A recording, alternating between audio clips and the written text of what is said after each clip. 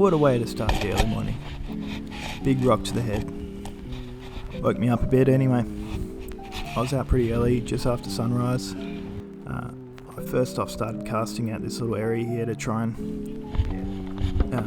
snag a few tailor. No luck, unfortunately.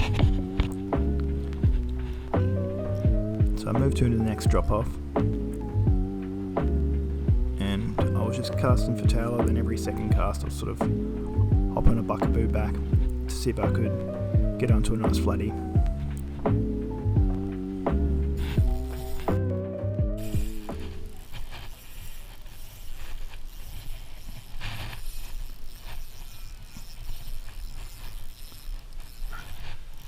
I then hooked this fella. Originally thought it might have been a tailor, but then it just kept on going.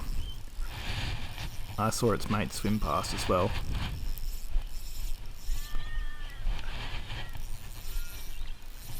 I was using my 1 to 3 kilo Veritas with my 2500 CI4 Stratic, and I've got 8 pound braid on, and I'm pretty sure I was running 6 pound leader. I had the shorter rod today because I thought I'd probably need to be able to net fish a little bit easier because I was going to be walking through some more rockier areas.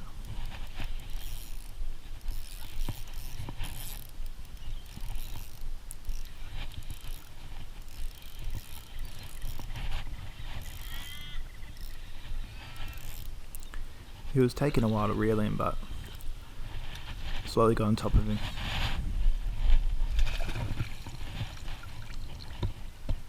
Old mate mullet.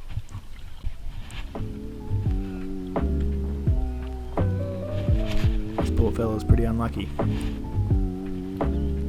Mullet are actually really tasty. I really enjoy eating them, particularly when they're smoked, but they got a really strong smell and I didn't want my catch bag to be stinking out for the rest of the day. I managed to get a pretty nice flathead on the buckaboo as well, but I bloody lost the footage or I've recorded over it. Not sure what happened there. Either way, I was out fishing with my mate Jordan. We were just walking along these ledges here, so it's a low tide, so we could walk out on these little rocky areas and fish right in front of these weedy drop-offs. So in front of these bushes here, it drops down to, about 1.5 meters.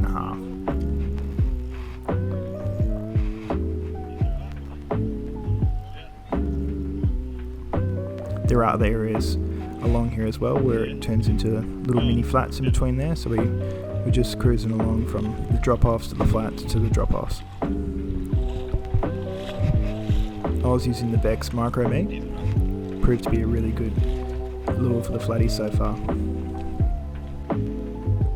Jordan was using the squid tracks, and then I think he was using a few different of those TT switchblades as well. He had a really good session too. I think we both got about 6 or 7 each.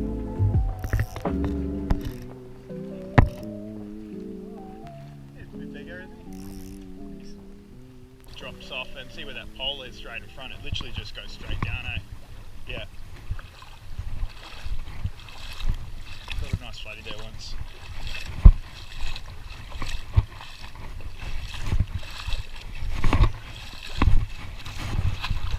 It's a pretty heavily fish though. A lot of people go there for tailor at night and stuff like that. Yeah, because they just cruise around the corner there because it drops off so quickly.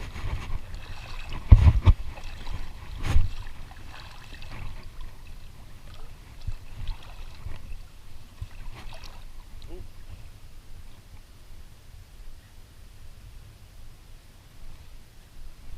Oh! Did you see something there? What? I don't know what that was. It might have been it was more silver though, unless it was a flatty and it just... I'm reeling in really quickly here just in case there's a few tailor around because I saw a few flashes. Nah, that was in Bremer. Yeah. That was fun on those poppers.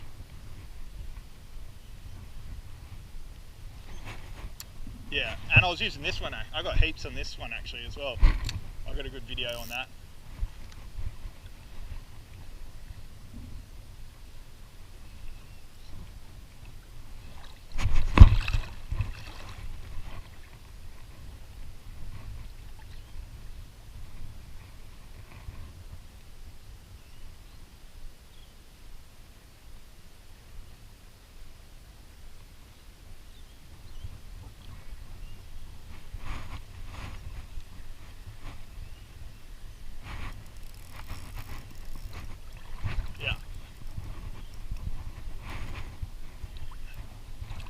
He's a little bit better.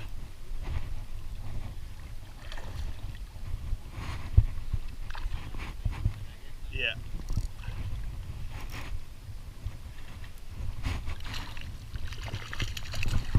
Oh. Yeah.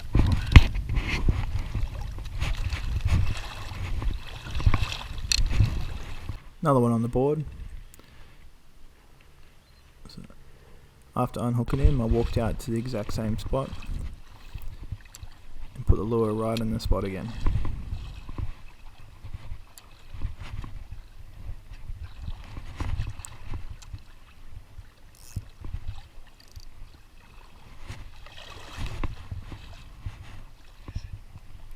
Straight on. Straight on. Usually where there's one, there's always another. Yeah.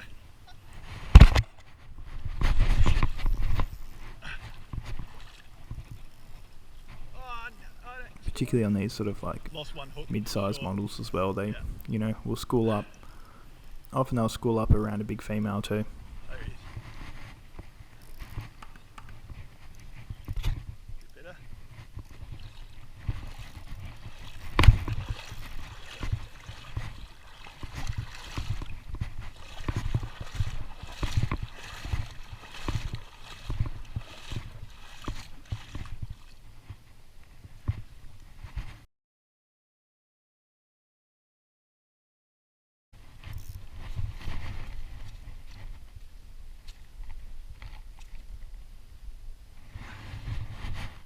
I decided to keep a few fish today for a feed.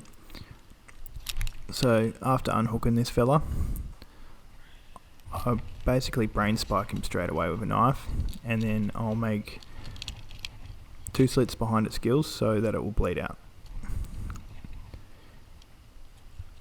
Makes a lot of difference down the track when you go to fillet it. Give her a wash, and then I've got my backpack with a few ice blocks in the bottom, frozen water bottles basically, and I chuck it into a large Ziploc bag. That way it's basically sitting on ice, sitting on my back. The quicker you can get it on the ice, the fresher it's going to be.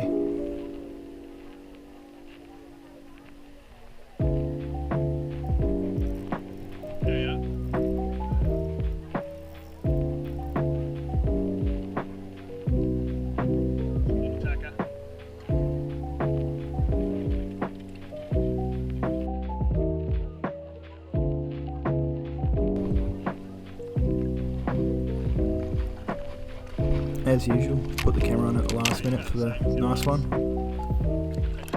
Either way, it was a great session.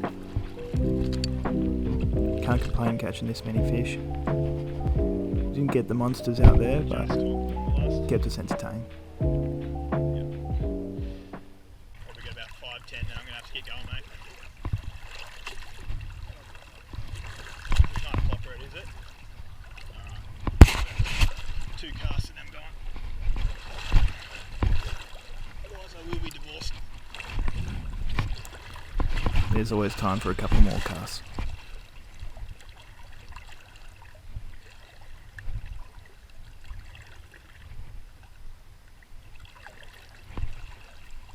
I thought I'd cover a spot where I caught a couple of fish before for my last couple of casts.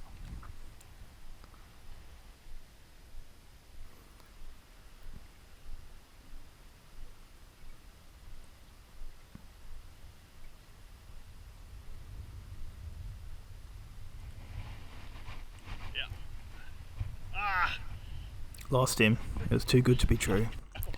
So after about another, Yeah. what we'd call 2 casts, probably about 6 casts, decided to wrap it up.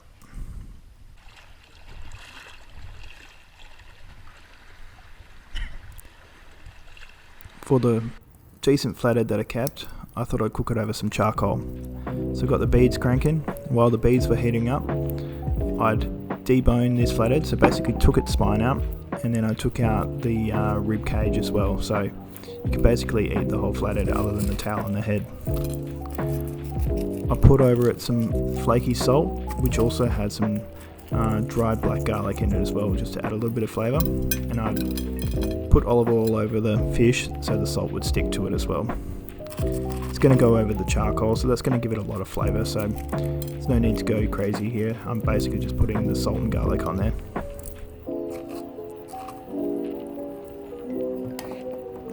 Bit more olive oil. As you can see there, no bones, a little bit of a hack job, but first time doing it. When the coals are nice and hot, I put the fish over the top. I've got it probably about, I don't know, 10 centimeters above the coals, and I'm just constantly turning it. So I cooked this for about 8 minutes, and I turned it every probably 2 minutes. It's not a steak, so you can turn it as many times as you want, and particularly with using coals for any sort of food, you really want to turn it regularly, just so you can see how much it's burning. If you need to move some of the coals to make sure it's not too hot in certain areas. This was fine. It's nice to get a few little charcoal corners on it. It was absolutely delicious. I forgot to record the final product because I ate it too quick. Thanks for watching. For more catch and cook or Flathead videos, please subscribe.